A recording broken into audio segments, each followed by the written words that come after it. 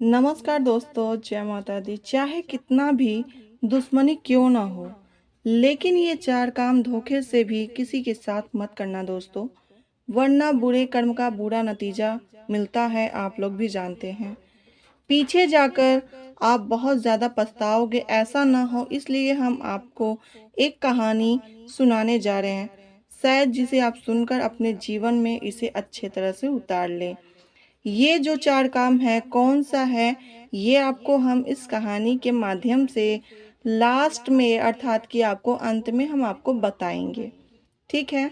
इस कहानी को शुरू करने से पहले अगर आप इस वीडियो में नए हैं तो सब्सक्राइब कर लीजिए, और आप पहले के हमारे जो परिवार हैं तो उसे लाइक एंड और ज़्यादा से ज़्यादा शेयर ज़रूर करें दोस्तों। ठीक है। और कमेंट बॉक्स में अपनी राय आप लोग ज़रूर बताना कि इस कहानी को आपने क्या समझा और किस तरह से समझा है। तो दोस्तों, कहानी को हम शुरू करते हैं। कहानी बहुत ही सुंदर और ज्ञानवर्धक कहानी है। आप इसे अपने जीवन में बहुत अच्छी तरह से उतार सकते हैं, क्योंकि इस कहानी को अगर आप उतार लेंगे तो आपको कभी भी किसी तरह का पछतावा नहीं होगा, कभी भी आपको कष्ट नहीं मिलेगा। इस कहानी को जो हम आपको सुनाने जा रहे हैं, इसमें दो भाइयों की कहानी है, और कभी भी आपको ये समझना चाहिए और जान लेना चाहिए कि भाई के धन का हिस्सा हो या भाई के धन का कोई भी चीज़ हो, वो उसे यूज़ नहीं करना चाहिए, मतलब उसका इस्तेमाल नहीं करना चाहिए। ठीक है। भाई के धन का बेईमानी करने वाला, भाई के धन का जो हड़पने वाला भाई हो, या भाई के हिस्से को मार कर खाने वाला और भाई के साथ दुश्मनी जैसा व्यवहार करने वाला दोस्तों, भाई की जो किस तरह से दुर्गति होती है, स्थिति बन जाती है। तो आइए हम आपको इस वीडियो में, इस कहानी में आपको अच्छे तरह से बताते हैं और सुनाते हैं। हम आपको ये भी बताएंगे कि इसमें जो चार काम है वो कैसे है और किस तरह से आपको करना है। अगर आप ऐसा कर दिए तो आपको कभी भी किसी तरह का पछतावा नहीं होगा, आपको कभी भी संकट नहीं आएगा। दोस्तों, हम लोगों को कभी भी भाई का जो हिस्सा है कभी भी मारकर नहीं खाना चाहिए, क्योंकि परमात्मा हमारे गुनाहों का क्षमा कभी भी नहीं करते हैं। जब भी आप कुछ बुरे कर्म करते हैं तो उसका बुरा नतीजा आपको मिलता ही है, लेकिन ये जो कुछ लोग हैं वो समझ नहीं पाते। भाई का जो हिस्सा है मारने वाला बाली भी इस पृथ्वी पर कुछ दिनों तक ही जीवित रह पाया, ये नहीं है कि वो अमर हो गया, कभी भी नहीं दोस्तों। विभीषण जैसे भाई को ठोकर देके घर से यानी कि महल से निकालने वाला रावण भी, उसका भी पूरे परिवार का पतन हो गया, उसके पूरे परिवार का नाश हो गया। ठीक है। पांचों पांडवों का जो था भाई, उसके भी जो उसके हिस्से का खाया, तो वो ही कौन सा, वो जीवित रह गए। कोई भी भाई का धन खा के बहुत अच्छे से सुख और संपन्न नहीं हो पाते। जो सोचते हैं कि भाई का धन लेकर, भाई का धन हम हड़प कर उसे अच्छे से सुख चैन से अपने बच्चों के लिए, अपने परिवार के लिए कर लें, कभी भी नहीं हो सकता दोस्तों। वो आज लेंगे, कल उन्हें चुकाना ही पड़ेगा, चाहे वो किसी भी जन्म में चुकाए, चाहे इस जन्म में हो चाहे अगले जन्म में हो, चाहे वो जानवर बन के या चाहे उसके किसी भी तरह से वो चुकाएंगे। लेकिन भाई का धन खाकर या किसी भी तरह से जो दुष्व्यवहार होता है ना वो करते हैं, तो वो दुश्मनों जैसा व्यवहार कहीं ना कहीं उन्हें चुकाना ही पड़ता है। इसलिए दोस्तों, आपसे भी निवेदन है कि आप भी ऐसा कभी कुछ गलतियां ना करें जिससे आपको पछतावा हो। तो हम आपको जो कहानी सुनाने जा रहे हैं, ये एक समय की बात है दोस्तों, बहुत पुराने समय की बात है कि एक गांव में दो भाई रहते थे। ठीक है। एक गांव में जो किसान जो रहता था, उसके दो पुत्र थे, और उनके जो दो पुत्र थे, दोनों भाई बहुत अच्छे से, बचपन से बहुत अच्छे से और मिलजुल कर रहते थे। लेकिन जैसे जैसे बड़े होने लगे और कुछ समय बाद उनके माता पिता का, मतलब उस जो गांव में किसान थे उनकी जो उनकी वाइफ थी, दोनों पति पत्नी का देहांत हो गया, और अब ये दोनों भाई ही बच गए। ठीक है। लेकिन उनके पिताजी ने अपने भाई से कहा था कि तुम अपने छोटे भाई को कभी भी अलग मत करना, कभी भी उसे बुरा बर्ताव मत करना, उसे हमेशा अपना समझना। लेकिन जो उनका बड़ा बेटा था बहुत ही चालाक और जिद्दी किस्म का आदमी था, और जो छोटा वाला उनका बेटा था बहुत ही अच्छा, और बहुत ही उसका व्यवहार बहुत अच्छे से, और उसका जो साथी थे, उसकी पत्नी थी बहुत ही अच्छी और गुणवान थी। और जो बड़े भाई की पत्नी थी वो बहुत ही अच्छी और बहुत ही सुंदर थी और वो शिव भक्त थी। ठीक है।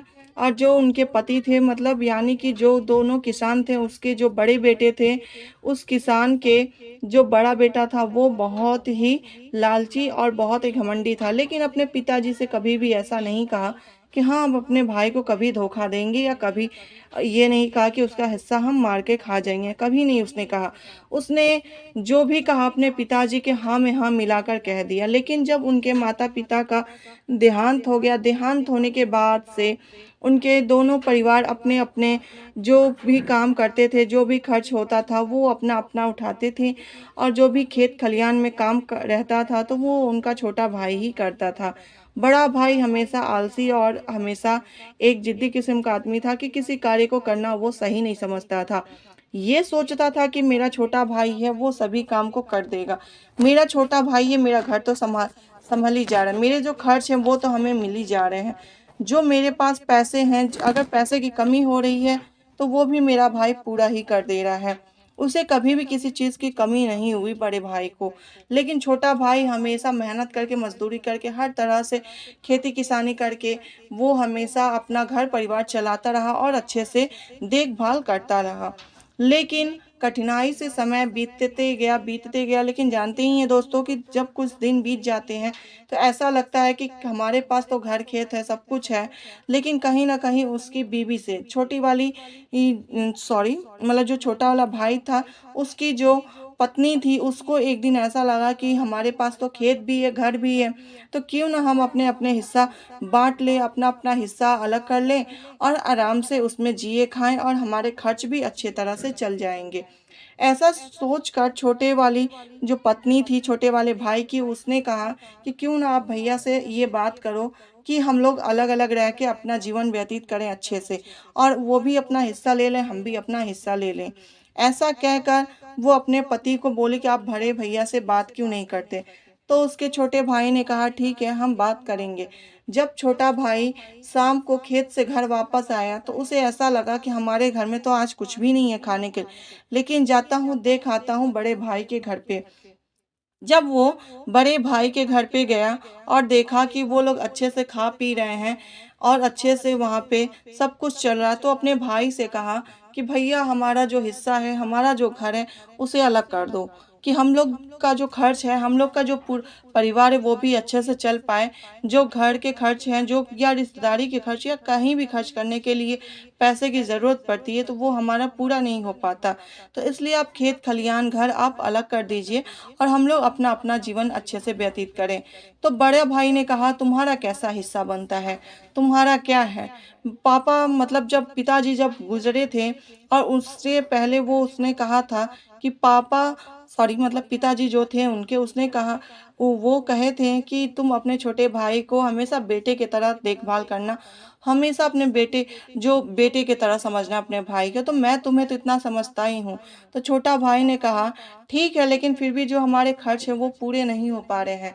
जो हमारे खर्च हैं वो संपन्न नहीं हो पा रहे हैं। जो हमारे घर के खर्च हैं वो आधे अधूरे, और किसी तरह से घर का जो खर्च है खाना-पीना लेकर या किसी तरह से वो बहुत दिक्कतों से चल रहा है, मज़दूरी करके चल रहा है भैया। तो ऐसा बोलने के बाद तब भी उसके जो बड़े भाई थे वो सुने नहीं, समझे नहीं और कह दिए कि नहीं, नहीं जो तुम्हारा है तुम अपना जो करते हो किसी भी तरह से अपना घर का खर्च चलाओ, लेकिन हमें उससे क्या है?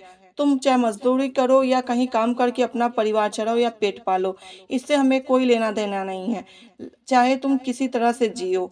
ऐसा कहकर वो अपने भाई को अपने घर से वो धिक्कार कर भगा दिया।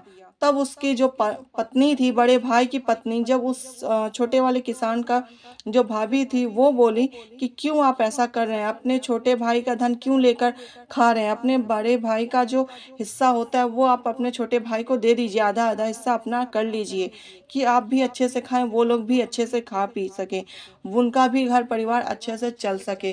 तो बड़े भाई ने कहा नहीं, नहीं ऐसा नहीं हो सकता, कि जब पिताजी गुज़रने वाले थे तो उसने हमसे कहा था कि नहीं अपने छोटे भाई का तो आप अच्छे तरह से देखभाल नहीं कर रहे अपने भाई का।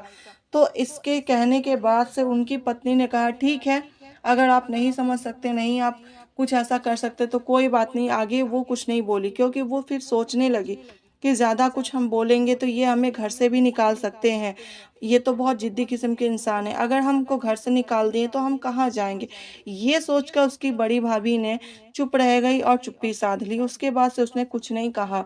लेकिन जो उसके देवर थे, किसान था, वो छोटा भाई जो उसका था, वो जब वहाँ से गया, तो जाने के बाद से अपनी पत्नी से सारा बात बताया। तो उसकी पत्नी ने कहा, "ठीक है, कोई बात नहीं। जब भैया ने हमें हिस्सा नहीं दिया, घर-खेत नहीं दिया, तो कोई बात नहीं। आप मज़दूरी करना, किसी तरह तो अपना घर चलाना ही पड़ेगा। अपना जो घर है, उसको अच्छे तरह से जो भी काम-काज है, जो भी आप पेट पालना है, खाना-पीना है, वो तो अच्छे तरह से करना ही पड़ेगा, चाहे जैसे भी। तो ऐसा कीजिए कि आप कहीं अच्छे तरह से कमाइए और अच्छे तरह से अपने परिवार को चलाइए।" ये कहकर उसकी पत्नी ने उसे समझाया और कहा, कोई बात नहीं। इतना कहकर वो अपने पति से फिर वो भी अपना काम करने लगी और उसका भाई फिर कुछ देर के बाद से वो सोचा कि ठीक है, ऐसा जो बोल रही है बहुत सही बोल रही है। ये सोचकर उसने वहाँ से फिर उठा और काम ढूँढने लगा कि हमें कहीं न कहीं मज़दूरी मिल जाए या कहीं काम मिल जाए। वो ऐसा सोचकर वहाँ से निकला और उसे 1-2 दिन में ही काम मिल गया। जब उसे काम मिल गया तो वो मज़दूरी करके अपना पेट पालने लगा और घर खेत को भी अच्छे से देखने लगा। लेकिन कभी वो अलग होने का नाम फिर दोबारा नहीं लिया दोस्तों। फिर उसके जब ब कुछ दिनों के बाद से जब वो समय व्यतीत होने लगा, बहुत अच्छे से बीतने लगा, तो कुछ दिनों के बाद उसके बड़े भाई का देहांत हो गया। जब उसका बड़े भाई का देहांत हो गया तो वो अपनी भाभी को बहुत समझाने लगा और वो भी अपने फूट-फूट कर रो रहा था कि अपने बड़े भाई को हम कैसे खो दिए। क्या हुआ कि परमात्मा ने हमसे इतनी बड़ी हमें सज़ा दे दी कि हमारे बड़े भाई को, पिता जैसे भाई को हमसे छीन लिया। मतलब इस तरह से उसकी सोच थी, इतनी अच्छी सोच थी दोस्तों कि हम क्या बताएँ। ऐसा सोचकर वो बेचारा बहुत रोया, लेकिन फिर भी अपने भाभी का चेहरा देखकर अपने भाभी को समझाने की कोशिश की कि आप अच्छे तरह से रहो और आप ही अब खुश रहो कि अब तो उसे हम ज़िंदा नहीं कर सकते, लेकिन आप हो तो आप मेरी माता हो और एक माता को हम कभी दुखी नहीं देख सकते, आप अच्छे से ढंग से रहो। ऐसा कहकर जो छोटा वाला किसान था वो जो उनका छोटा भाई था वो बोला और अपनी भाभी को अच्छे से समझाया। लेकिन ये दिन भी बीतते गए और उसके घर खेत जो भी थे अच्छे से वो अपना पूरा परिवार देखने लगा अपने भाभी माँ के साथ और पूरे परिवार के साथ बहुत अच्छे से खुशी रहता था, संपन्न था। लेकिन फिर धीरे-धीरे कुछ समय बाद ऐसा हुआ कि उसकी बड़ी भाभी भी चल पड़ी, मतलब उनका भी देहांत हो गया। जब उनका देहांत हो गया तो ये फिर दोबारा उसके जीवन में ऐसा दुखद घटना घट गया कि वो कुछ अपने आप को समझ ही नहीं पाया और समझा भी नहीं पाया कि ये सिर्फ़ मेरे ही साथ क्यों हो रहा है। तो उसके बाद से दोस्तों ऐसा कुछ हुआ कि जब वो वहाँ से मर गई और वहाँ से उनका जब क्रियाक्रम देहांत हो गया था, तो जो भी उनका जो लास्ट समय का अंतिम संस्कार था, होने के बाद से फिर उसके परिवार अच्छे से जीने खाने लगे और अपना घर खेत वो अच्छे से देखने लगा। क्योंकि अब उसके जीवन में बस वही और उसकी पत्नी बच गए थे। क्योंकि जो बड़ा भाई का कोई भी औलाद नहीं थे, बस भैया और भाभी ही थे। तो जब वो चल पड़े तो बस यही दोनों पति-पत्नी बच गए और अपना घर खेत अच्छे तरह से सँभालने लगे और देखभाल करके वो अच्छे से राजाओं की तरह रहने लगे। कुछ दिन के बाद से जो इनका बड़ा भाई था, वो एक बगल के गाँव में बैल के रूप में जन्म लेकर पैदा हुआ। ठीक है, बैल की योनि में वो जन्म लिया और जो उसकी बड़ी भाभी थी, वो बहुत दूर के मतलब आस-पास के ही जो गाँव में एक राजा के घर में जन्म ली, राजकुमारी बनकर। तो कुछ समय बाद उसे ऐसा हुआ कि आज हमारे खेतों में बैल की ज़रूरत है और हम आज बगल के गाँव में बैल खरीदने जाना है। वो ये सोचकर घर से निकला कि हमको बगल के गाँव में बैल खरीदने जाना है और जाकर देख ही आते हैं आज कि वहाँ बैल कैसे हैं और किस तरह से मिल रहे हैं। ये सोचकर वो घर से निकल पड़ा और अपने खेतों के तरफ से होते हुए बगल के गाँव में पहुँच गया। और जब वहाँ पे पहुँचा तो वो अपना ही उसका जो भाई था, बैल के रूप में जन्म लिया था, वही बैल को पसंद वो किया कि लेकिन उसे ये नहीं पता था कि ये मेरा अब पिछले जन्म का भाई है। बस उसे ये मालूम था कि हाँ, ये जो बैल है बहुत सुंदर है, बहुत अच्छा दिख रहा है और ये अच्छे से हमारे खेतों में काम करेगा। ये सोचकर उस बैल को वो खरीद लाया। लेकिन जो वहाँ पे बेचने वाला था दुकानदार, वो बोला कि भाई ये बहुत आलसी बैल है और बहुत ही ये घमंडी है। 4 बार या 5 बार काम करेगा, फिर उसके बाद से ये बैठ जाता है। फिर भी उसने कहा कि ठीक है, कोई बात नहीं, हम अपने घर ले जाएँगे और इसे अच्छा से भोजन करवाएँगे, खाना खिलाएँगे तो हो सकता है ये काम करे। ये ऐसा सोचकर वहाँ से उस बैल को लेकर आया और अपने खेतों में लादने के बाद से वो दूसरे दिन खेतों में लेके गया हल चलाने के लिए और खेत को कोड़ने के लिए। तो वहाँ पे जब वो कोड़ा लगाने के लिए जब गया, हल चलाने के लिए ले गया बैल को, तो वो 4 से 5 बार चक्कर लगाया। उसके बाद से वहीं पर वो सो गया, मतलब बैठ गया और सो गया। उसके बाद से वो मारता गया, उठा नहीं बैल। फिर अगले दिन उसका कि दिन भर में वो 4 से 5 बार ही चक्कर लगाता था, फिर उसके बाद सो जाता था। सारा दिन वैसे ही पड़ा रहता था, ना खाना-पीना थोड़ा करता था, फिर उसके बाद आलसी की तरह वो सो जाता था, काम बिल्कुल नहीं करता था। ये हमेशा अपने भाई को यानी कि बैल को मारता था, लेकिन ये समझ नहीं पाता था कि ये हमारा भाई है।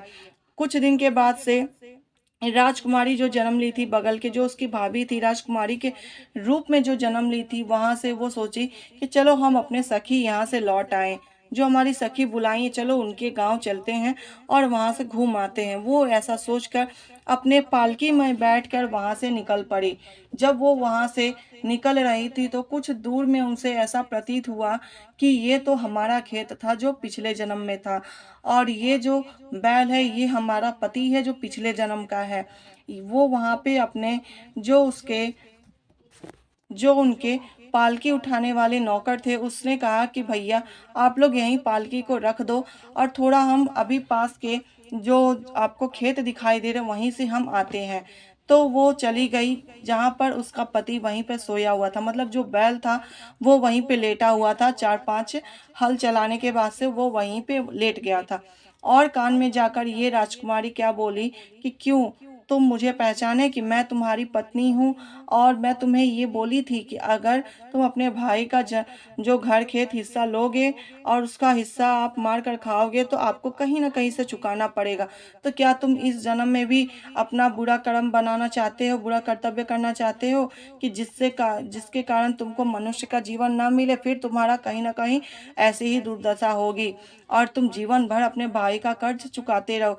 क्यों ना तुम इसी जन्म में अपने भाई का कर्ज चुका दो और अगले जन्म में मनुष्य का जन्म पालो। ऐसा कहकर वो वहाँ से चलने लगी। फिर थोड़े देर के बाद से वो बैल खड़ा हो गया और जैसे ही खड़ा हुआ तब उसके जो छोटा भाई था वो वहाँ से दौड़ते हुए आया और बोला कि बहन रुक जाओ, बहन रुक जाओ, और तुमने ऐसा क्या कह दिया कि ये मेरा बैल खड़ा हो गया। खड़ा होने के बाद से वहाँ से वो बोला कि ऐसा तुमने क्या कह दिया कि हम भी रोज़ कहा करेंगे जिससे हमारा ये बैल रोज़ काम करे और अच्छे तरह से खड़ा हो जाए। तब वो राजकुमारी ने कहा कि आज के बाद से ये बैल कभी भी बैठेगा नहीं, कभी भी सोएगा नहीं, हमेशा तुम्हारा कर्ज चुकाते रहेगा। हमेशा तुम्हारे घर का जो काम-काज है, घर का खेत है जो भी खेत खलियान है उसको हमेशा काम-काज करता रहेगा, कभी भी सोएगा नहीं। ऐसा कहकर राजकुमारी चलने लगी। फिर भी उसके भाई को रहा नहीं गया और बोला कि नहीं, नहीं, आप बताओ कि आपने ऐसा क्या कह दिया। फिर उसने कहा कि सुनो हमारी बात, हमने क्या कहा इससे। हमने इससे कहा है कि क्या तुम फिर से अपना इस जन्म को बिगाड़ रहे तो अगले जन्म को भी खराब करना चाहते हो कि जिससे तुम्हारे अपने भाई के घर में जन्म लेकर तुमको बार-बार अपने भाई का कर्ज चुकाना पड़ेगा, ऋण आपको चुकाना पड़ेगा। तो इस वजह से तुम्हारा जो भाई है यानी ये जो बैल है ये तुम्हारा बड़ा भाई है पिछले जन्म का और मैं जो राजकुमारी हूँ, मैं तुम्हारे पिछले जन्म की भाभी हूँ। ऐसा कहकर राजकुमारी वहाँ से ये सारी कहानी बताकर वहाँ से वो चल पड़ी पालकी में बैठकर। तो वो उसने कहा कि ठीक है, कि अपने जो बैल था उससे कहा कि भैया आज से बाद मैं तुम्हें कभी नहीं मारूँगा, तुम्हें अच्छे तरह से मैं देखभाल, चाहे तुम काम करना चाहे मत करना, मैं तुम्हें बहुत अच्छे से रखूँगा और तुम जो ऐसा कर रहे हो इससे कोई बात नहीं, मैं दूसरा बैल लेकर आऊँगा जिससे अपने खेत खलियान को काम करवाऊँगा। लेकिन तुम आज के बाद आराम करना, बहुत अच्छे से रहना। तो उस बैल के आँखों से आँसू गिरने लगे और उसने अपने भाई से थोड़ा सोचा कि कैसे क्षमा माँगूँ, लेकिन वो अब उसे इस बैल के रूप में तो क्षमा नहीं माँग सकता था, बोल नहीं सकता था। लेकिन फिर भी वो अपने भाई को जिस तरह से भी बैल की आवाज़ में जो भी आवाज़ थी वैसे निकाली और आँसू बहाकर अपने भाई से क्षमा माँगी। तो उसके भाई ने कहा कोई बात नहीं भैया, मैं तुम हमारे पिता जैसे हो, सब हमें छोड़कर चले गए, हम ही लोग अपने जीवन में बस बच गए हैं, तो हम लोग अकेला पड़ गए, अब तुम हमारे साथ रहोगे और अच्छे से रहोगे। ऐसा कहकर वहाँ से फिर वो अपने बैल को यानी कि भाई को लेकर घर चला गया और वो अच्छे तरह से रहने लगे। तो दोस्तों, आपको इस कहानी से क्या शिक्षा मिलती है कि कभी भी आप अपने बड़े भाई का या छोटे भाई का या किसी भी मतलब किसी भी व्यक्ति का या मनुष्य का आप कभी भी आप उनका हिस्सा लेकर ना खाएं, ना हिस्से को मारे, चाहे जमीन जायदाद में हो, चाहे पैसे में हो, चाहे किसी तरह से हो। क्योंकि कभी भी किसी चीज़ को हड़पना या किसी चीज़ को कुछ करना वो गलत होता है। वो आपको कहीं ना कहीं चुकाना पड़ता है, चाहे आप किसी भी रूप में चुकाओ, चाहे इस जन्म में चुकाओ चाहे अगले जन्म में। क्योंकि जब परमात्मा की लाठी का आवाज़ पड़ता है तो आपको जैसे उस टाइम में अंधेरा हो जाता है कि कुछ दिखाई नहीं पड़ता, तो आपको उस टाइम भी आपको अंधेरा हो जाता है कि जब आप बुरे कर्म करते हो अंधेरा होता है ना, वैसे आपके घर में परिवार में जब आपको कुछ बुरा होता है तो आपको अंधेरा हो जाता है कि कुछ दिखाई नहीं देता और समझ में नहीं आता कि ये क्यों हो रहा क्या हो रहा है।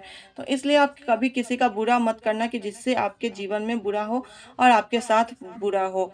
क्योंकि भगवान पर भरोसा करना और हमेशा एक बात का हमेशा ध्यान रखना कि आपको कोई नहीं देख रहा है तो भगवान देख रहा, परमात्मा देख रहा, ऊपर वाला देख रहा है। तो जब ऊपर वाला देख रहा तो आपको भी ऊपर ही जाना है एक ना एक दिन। तो इस एक दिन जाने के जो साथ है ना दोस्तों, आप अगर जाते हो तो उसके बाद से आपके जीवन में क्या होता है ये आप भी नहीं समझ सकते, आपके साथ क्या होगा ये आप भी नहीं जान सकते उस चीज़ को। तो हमेशा बातों को ध्यान में रखते हुए अपने जीवन में इस कहानी को और अच्छे तरह से उतार लें कि आप कभी भी बुरा बर्ताव या अपने भाइयों के साथ दुश्मनी ना करें, अच्छे से रहें, मिलजुल कर रहें और हमेशा अच्छे से अपने जीवन को व्यतीत करें। क्योंकि एक साथ में आप रहेंगे तो कभी कोई आपको धोखा नहीं दे सकता, कभी आपको कोई उल्टा सीधा कहकर आपका मान सम्मान को घटा नहीं सकता। आप हमेशा मिलजुल कर रहेंगे तो आप आगे अपने जीवन में बढ़ सकते हैं भाइयों के साथ भी। तो दोस्तों, आपको अगर आपको इस कहानी से क्या सीख मिली है कमेंट बॉक्स में ज़रूर बताइएगा। और आपको इस कहानी के माध्यम से जो आपको भी ज्ञान मिला है तो आप उसको हमें ज़रूर बताइएगा। और जो आपको जो 4 बातें थी वो हम आपको बता देते हैं कि आपको पहला क्या नहीं करना चाहिए। कभी भी आपको पहला जो काम है, आप कभी भी धोखे से अपने भाई का हिस्सा ना लें, कभी अपने भाई को धोखा ना दें। दूसरा है दोस्तों आपको कि कभी भी अपने जो बहन है या भाई जो बेटी है या कोई भी है तो उनमें कभी भी, चाहे बहू हो चाहे कोई भी स्त्री हो, उस पे आप कभी बुरा नज़र न डालें। तीसरा है दोस्तों कि आप जो भी आपके घर में विधवा बहन हो या कोई भी वधू हो या कोई भी आपके घर में माता बहन है जो भी हो, आप उसे घर से ना निकालें, ठीक है। और चौथा है कि आप कभी किसी के साथ बुरा बर्ताव ना करें। अगर ये 4 काम नहीं करेंगे तो आप अपने जीवन में बहुत खुश रहेंगे, संपन्न रहेंगे और हमेशा आप अपने जीवन में आगे बढ़ते रहेंगे। आपको इस कहानी से क्या मिला है आप हमें ज़रूर बताइएगा कमेंट बॉक्स में। तो धन्यवाद दोस्तों, जय माता दी। और आपको अगली वीडियो में हम नेक्स्ट वीडियो में मिलते हैं कुछ ऐसी ही नई कहानियों के साथ। तो इस कहानी को आप जैसे आपको अच्छा लगे तो आप इसे लाइक एंड सब्सक्राइब ज़रूर कीजिएगा और ज़्यादा से ज़्यादा शेयर भी। धन्यवाद।